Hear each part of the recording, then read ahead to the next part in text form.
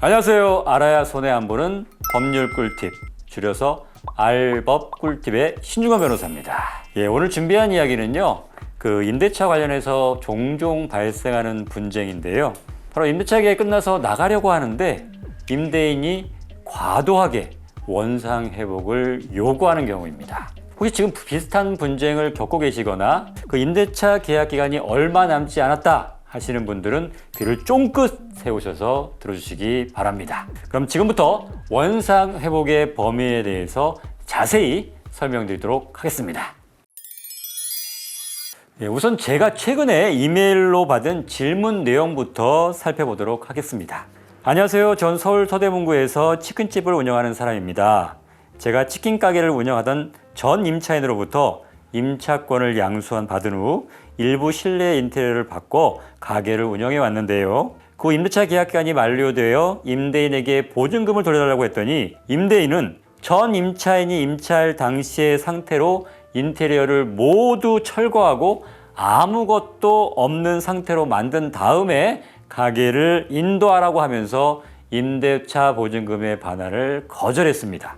이 경우 저는 전 임차인이 임대인과 계약할 당시의 상태로 원상 회복해야만 할까요? 라는 질문인데요. 참 안타까운 상황이죠. 여러분의 생각은 어떠십니까? 정말 임대인의 요구대로 원상 회복을 해야만 하는 걸까요? 네, 결론부터 말씀드리면 별도 약정이 없다면 전 임차인이 아닌 사연자가 임차 받았을 당시의 상태대로 반환하시면 됩니다. 우선 이러한 다툼을 피하기 위해서는요, 임대차 계약서에 원상 회복의 범위에 관해서 특약사항으로 기재하는 것이 바람직합니다.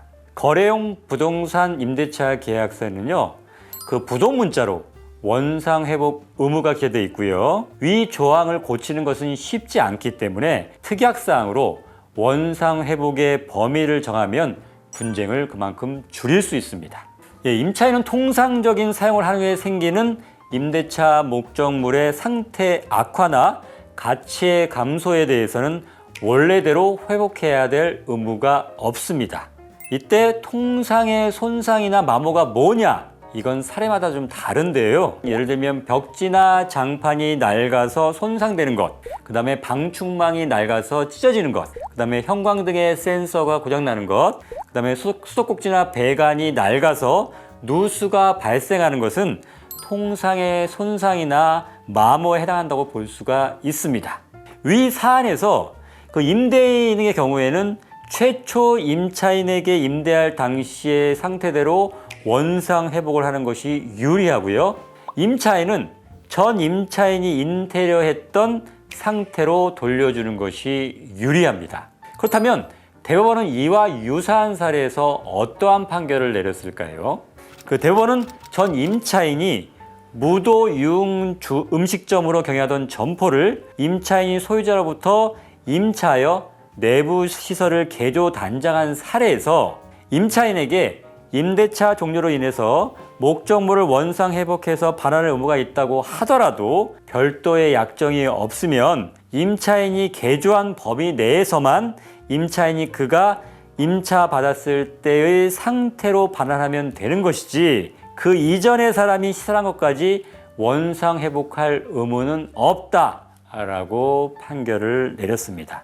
따라서 이 판결에 따르면요, 전 임차인으로부터 임차할 당시에 인테리어가 되어 있던 그 상태대로 임차한 상가를 원상 회복하면 된다라는 결론에 도달하게 됩니다.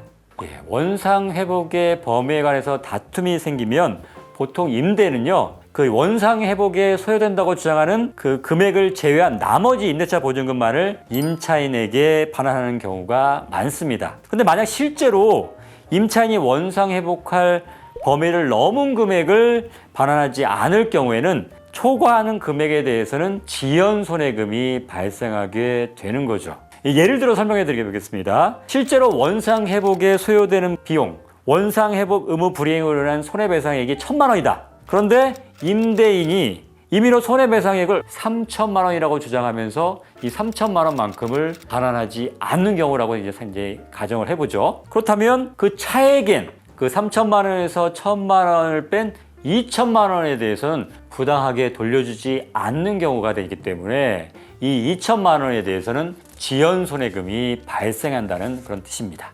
이해 가시나요? 임대차 계약 만료 시 임차인의 원상 회복 의무와 관련된 분쟁을 예방하기 위해서는요, 임대차 계약 당시 임대차 목적물의 중요 부분에 대해서 사진 촬영을 해서 증거를 확보해 두거나요, 아니면 계약서의 특약사항으로 원상 회복의 범위에 관해서 구체적으로 아주 명확하게 기재해 두는 것이 분쟁을 줄일 수 있는 방법이라는 것에 대해서 꼭 기억해 두시기 바랍니다. 알아야 손해 안 보는 법률 꿀팁, 다음 시간에 다시 찾아뵙도록 하겠습니다. 함께해 주신 여러분 감사합니다.